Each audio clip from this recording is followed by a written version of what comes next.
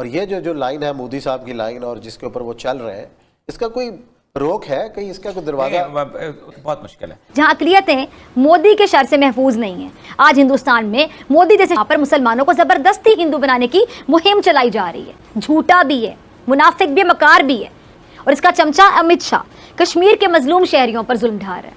इन्होंने कहा है कि एक मुसलमान हिंदू के साथ शादी नहीं कर सकता अनलेस वो कन्वर्ट ना हो। देखिए, आप किसी से कुछ भी पाकिस्तान में बुलवा सकते हैं, पहले तो ये समझे। और आपका फाउंडर जो है उसने कुछ लिखा ही नहीं जिंदगी में। ऐसा तो नहीं हो सकता ना कि वो उसको पाकिस्तानी जब कह रहे हैं हमारा सबसे बड़ा थिंकर ग्रेटेस्ट है, तो दैट मीन्स पाकिस्तानियों की अपनी औकात समझ ली।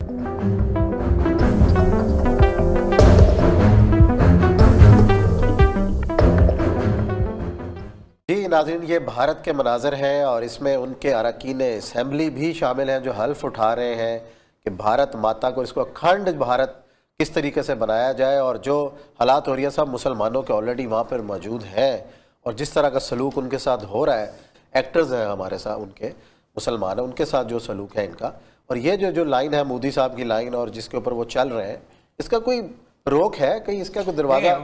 उसकी वजह यह है कि बहुत मुश्किल है। देखें, 1921 में जब संगठन तहरीक आई है तो बरसगीर में 7 करोड़ मुसलमान थे और 22 करोड़ हिंदू थे। अच्छा जी। और एक शख्स का नाम था पंडित मदन मोहन मालवीय। लेकिन उसके साथ साथ 1921 में एक और शख्स था, स्वामी दयानंद सरस्वती। उसने एक तहरीक चलाई थी, शुद्धि कहते हैं पाकीज़ा करना किसी। उन्होंने कहा था कि देखिए, वो नस्लें जो सदियों से बरसगीर पाक व हिंद में आबाद थीं, जैसे मसलन राजपूत हैं, जैसे मतलब इस तरह के और 2-3 छोटे छोटे जाट हैं, ये लोग हैं, ये जो मुसलमानों की आमद की वजह से दलित जो थे, ये मुसलमानों के आमद के मुसलमान हो गए थे और राजे महाराजाओं को छोड़ गए थे, इनको हम वापस पाकीज़ा करेंगे, धर्म में लेके आएंगे। तो 1921 के अंदर इन दोनों तंजीमों का मोटो एक था, लेकिन दोनों के जो थे तरीक़ेकार मुख्तलिफ थे।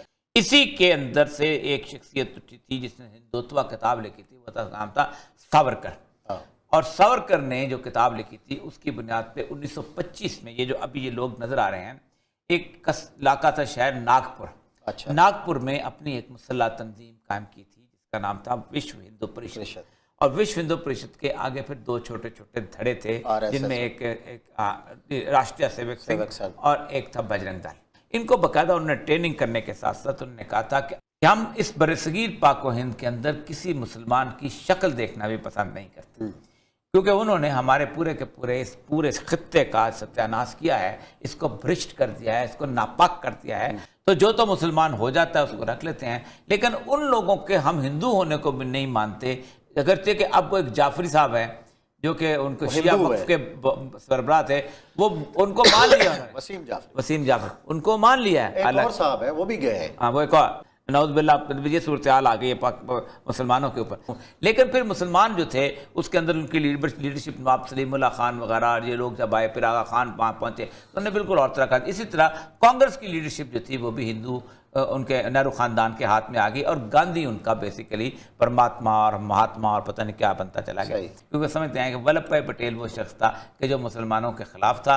और इसीलिए उन्होंने आप देखा कि मोदी ने सबसे बड़ा मुजस्मा इस वक्त जो है वो गुजरात में लगाया है, वो वल्लभ भाई पटेल का मुजस्मा लगाया है, क्योंकि वो कहते थे कि पटेल ही हमारी आरज़ू और उमंगों का तर्जमान था, क्योंकि पटेल ना होता तो ये कश्मीर जो था ये नेहरू ने दे दिया हुआ था। ये वो सारी की सारी चीज़ जो थे पलती 1980 आ गया।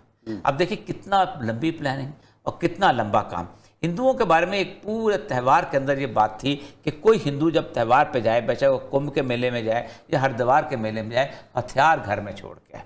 अच्छा। क्योंकि हथियार जो है ये लाजमी। उनका आप देखा होगा कि पंडित भी हथियार नहीं लेके चलते, उनके नांगे जो है वो तो कपड़े नहीं पहनते, तो सारे के सारे वो मेले के अंदर घूम रहे होते थे। लेकिन 1921 में उन्होंने कहा नहीं, हथियार बुनियादी तौर पर ये तो हमारे कौरव और पांडवों के अंदर हमारी कर्ण और अर्जुन की जो है वो रवायत है। तो उन्होंने तलवार लेके बाकायदा मेलों में, कुंभ के मेले में, हरिद्वार के मेले में इसमें जाना शुरू किया। ठीक उसके बाद हुआ यह कि फिर उन्होंने मिलिटेंसी को डेमोक्रेसी की शक्ल दी और 1982 के अंदर उन्होंने अपनी एक तंजीम बनाई जिस नाम का था भारतीय जनता पार्टी, बीजेपी। अब भी सूरत हाल ये है कि वो दोबारा इस सारी सूरत हाल को खड़ा करना। गुड़गांव जो है उसमें मस्जिद अब नमाज पढ़ने का, गुड़गांव में उन्होंने कहा कि हम किसी जगह नमाज आपको नहीं पढ़ने देंगे। अपनी मस्जिद बनाए। अब वो मस्जिद कब बने, कैसे बने, मुसलमानों के पास पैसा कहाँ से आए, सारा कुछ, तो मुसलमानों का वहाँ जीना दोबर हो चुका हुआ। कायद आज़म मोहम्मद अली जिन्ना कहने के एक अजीम रहनुमा और पूरी दुनिया उनकी कायदाना सलाहियतों का एतराफ़ करती है। मोहम्मद अली जिन्ना ने मुफक्किर पाकिस्तान अल्लामा मोहम्मद इकबाल का जो ख्वाब है उसको पूरा करके दिखाया। और वो ख्वाब क्या था कि मुसलमानों के लिए अलहदा रियासत हासिल करनी है। उन्होंने बरे सगीर के कोने कोने में, जगह जगह, गली गली बावर कराया कि मुसलमान और हिंदू अब एक साथ इकट्ठे नहीं चल सकते। कायद आज़म मोहम्मद अली जिन्ना ने साफ साफ अल्फाज में बता दिया था कि मुसलमान और हिंदू दो अलग अलग कौमें हैं। इनका रहन सहन, कल्चर, तहजीब, समाजी इक़दार एक जैसी नहीं है। और नाज़रीन, कायद आज़म ने मुस्तकबिल का जो मंजरनामा है वो देख लिया था, उनको नजर आ रहा था और उनको इस बात का इल्म था कि आने वाले वक्त में हिंदुस्तान मुसलमानों के लिए बहुत ज्यादा घुटन ज़दा माहौल बन जाएगा। और आज हिंदुस्तान में देख लें, यही सब कुछ हो रहा है। जहां अक़लियतें मोदी के शर से महफूज नहीं है, आज हिंदुस्तान में मोदी जैसे पर मुसलमानों को जबरदस्ती हिंदू बनाने की मुहिम चलाई जा रही है। और एक हिंदू रहनुमा अपने पार्टी अरकान से ये कसम ले रहा है कि वो मिलकर पूरे भारत का मजहब हिंदू बना देंगे। अब इससे ज्यादा इंसानी हकूक़ की पामाली और क्या होगी। अब ये ताज़ा वाकया कि वर्ल्ड कप में पाकिस्तान के हाथों भारत की शिकस्त पर, आपको याद है भारतीय अदालत ने 3 तलबा को जेल में डाल दिया था, कि आज पाकिस्तान अलग वजूद रखता है अल्हम्दुलिल्लाह। लेकिन इसके बावजूद मोदी जैसा फिरौन पाकिस्तान को मैली आंख से देखने की कोशिश करता रहता है और इलेक्शन जीतने के चक्कर में पाकिस्तान पर जाली सर्जिकल स्ट्राइक्स के आए दिन दावे करके वोट लेता है। झूठा भी है, मुनाफिक भी, मकार भी है। और इसका चमचा अमित शाह कश्मीर के मजलूम शहरियों पर जुल्म ढा रहा है।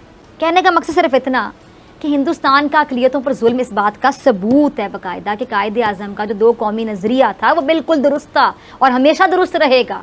इन्होंने कहा है कि एक मुसलमान हिंदू के साथ शादी नहीं कर सकता अनलेस वो कन्वर्ट ना हो। अब बात आती है जनाब, इनको गुड़गांव के अंदर आप नमाज नहीं पढ़ सकते। बरतानिया से लेकर पूरे वेस्ट के अंदर किसी ने आपको रोका नहीं है नमाज के लिए, ये हिंदू जो है आपको रोक रहा है वहां। असल में बात यह है कि हमारे प्राइम मिनिस्टर साहब ने जो इलेक्शन के वक्त से मोदी साहब की कामयाबी की दुआ करनी शुरू की, बहुत तड़प रहे थे वो कि ये दोबारा जीतेंगे और फिर मसला कश्मीर हल होगा। वो कैसा हल हुआ वो तो हमारे सामने है। ऐसे बंदे की कामयाबी की दुआएं मांगने वाले फिर बैठ कर ये तमाशा ही देखेंगे ना, हम और क्या करेंगे। देखिए, आप किसी से कुछ भी पाकिस्तान में बुलवा सकते हैं, पहले तो ये समझें दीज आर ज्योमेट्रिकल फैक्ट्स होते हैं ना, जो प्री रिक्विजिट्स है, उसके बाद आप एनालिसिस करिए। When you can't trust anyone who said anything, और आपका फाउंडर जो है उसने कुछ लिखा ही नहीं जिंदगी में।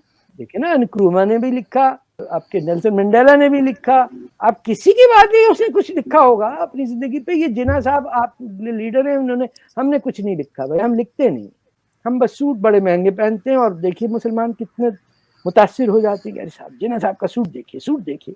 अरे आदमी कुछ तो लिखता है, कभी फर्स्ट वर्ल्ड वॉर हो गई कुछ तो लिखो, बोल्शेविक रेवोल्यूशन आया, अरे कुछ 2-4 लफ्ज ही बोल दो। सेकेंड वर्ल्ड वॉर हो गई, अरे कुछ तो बोलो, क्या तुम्हारी ओपिनियन है। ऐसा तो नहीं हो सकता ना कि वो उसको पाकिस्तानी जब कह रहे हमारा सबसे बड़ा थिंकर ग्रेटेस्ट है, तो दैट मीन्स पाकिस्तानियों की अपनी औकात समझ लीजिए। पाकिस्तानी कौन? उर्दू बोलने वाले और पंजाबी मुसलमान।